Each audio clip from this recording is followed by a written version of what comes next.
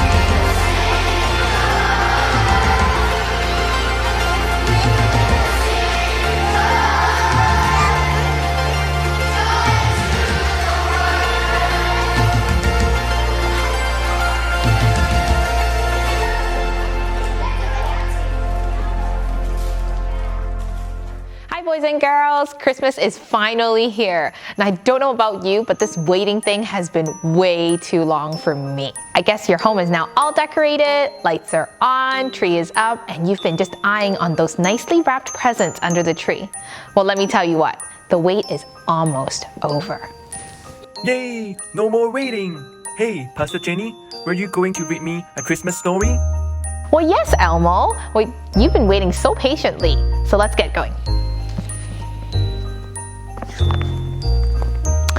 Jesus was born in Bethlehem in Judea. This happened while Herod was king of Judea. After Jesus' birth, wise men from the east came to Jerusalem. They asked, "Where is the child who has been born to be king of the Jews? When we were in the east, we saw his star. Now we have come to worship him." When King Herod heard about it, he was very upset. Everyone in Jerusalem was troubled too. So Herod called together all the chief priests of the people. He also called the teachers of the law. And he asked them, "Where is this Christ that was going to be born?" Ooh, sounds like this King Herod was not happy. Sounds like the people of Jerusalem were not happy either. But why wouldn't he be afraid of a baby? Why were the people troubled? Good question, Elmo. King Herod was upset. He was troubled because the wise men told him that Jesus was going to be a king. Now, no king would like to hear about news that another king is being born and could possibly replace him. So he was trying to come up with a plan. Ooh, what plan? Did the plan work? I wonder if King Herod is smart. I wonder what grades he gets in science classes. Well, the king didn't exactly know where the baby was. But just wait, Elmo. I'll keep on reading and you'll see. In Bethlehem in Judea, they replied, "This is what the prophet has written. He said, 'But you, Bethlehem, in the land of Judah, are certainly not the least important among the towns of Judah. A ruler will come out of you. He will be the shepherd of my people Israel.'" Then Herod called for the wise men secretly. He found out from them exactly when the star had appeared, and he sent them to Bethlehem, and he said, "Go, make a careful search for the child. As soon as you find him, bring me a report. Then I can go and worship him too." Did he really wanted to worship the baby? Great question, you'll see.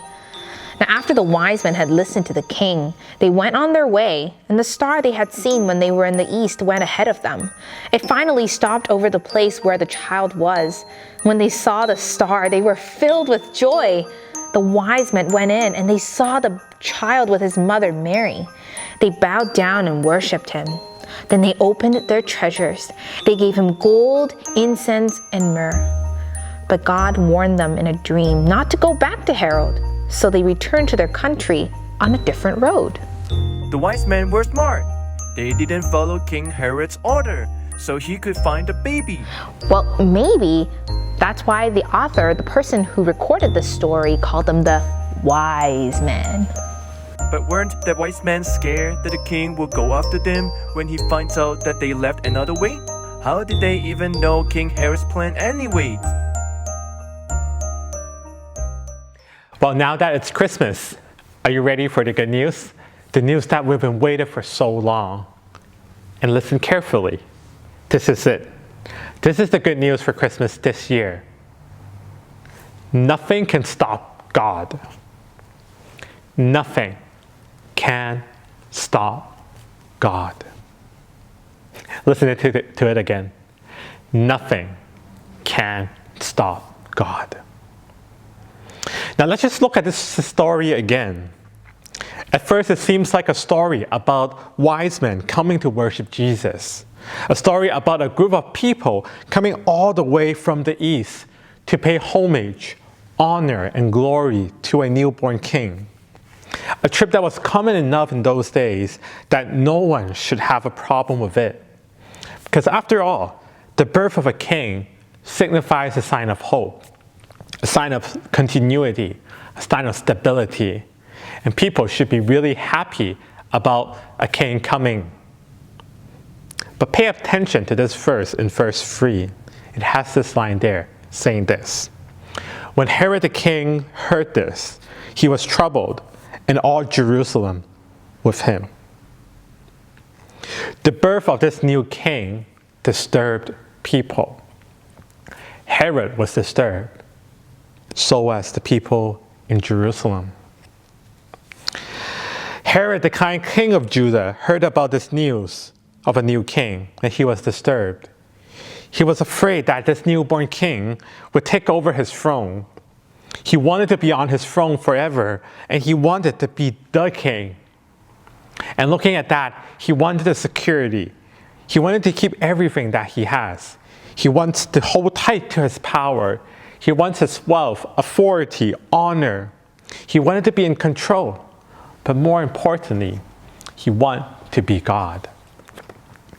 Herod wanted to be God. And so about hearing this news about a future king rising up, he needs to stop it right away. He needed to put this to an end as soon as possible. He needed to stop the slightest possibility of another king rising up to take his position.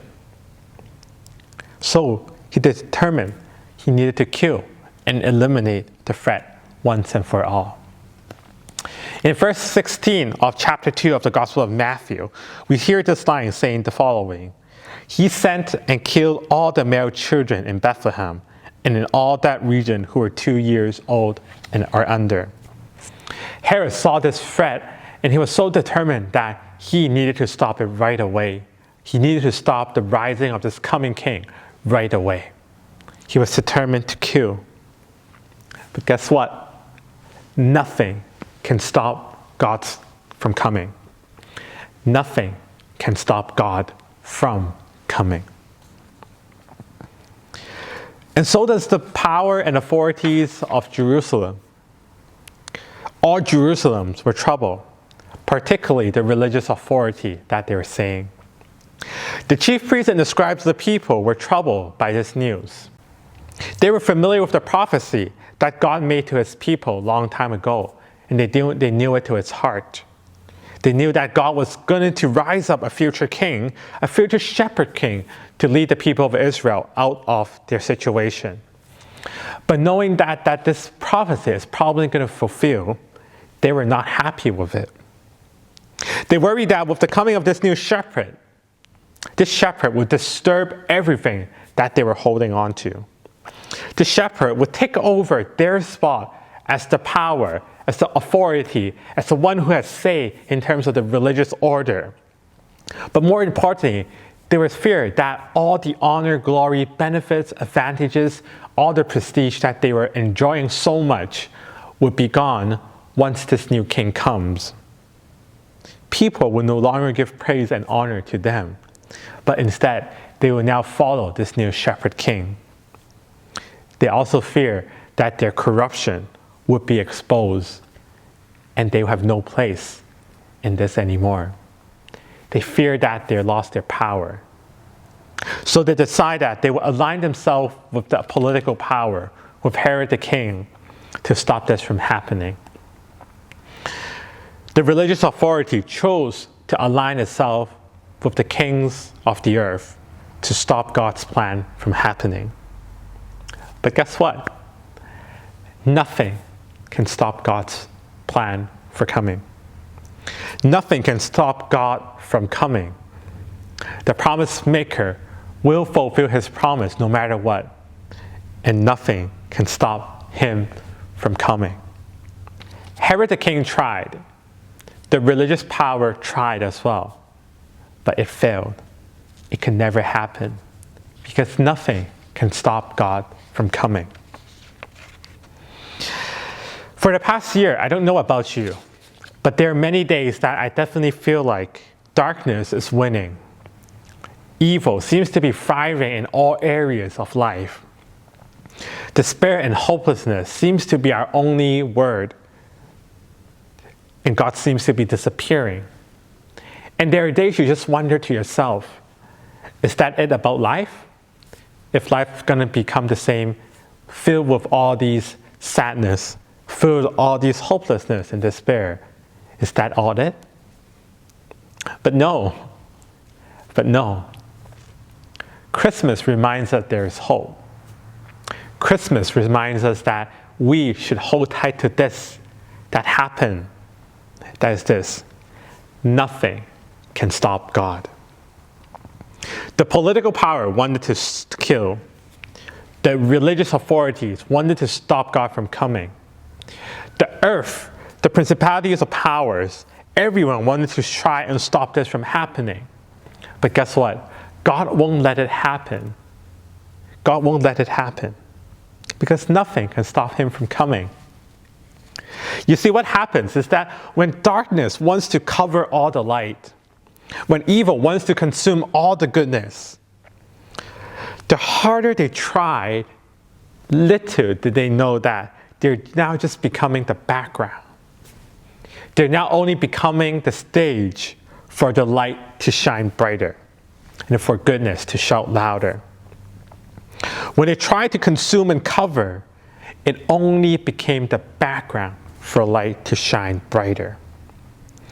At the darkest time, the tiniest bit of light will become very obvious, and it seems to shine brighter than ever.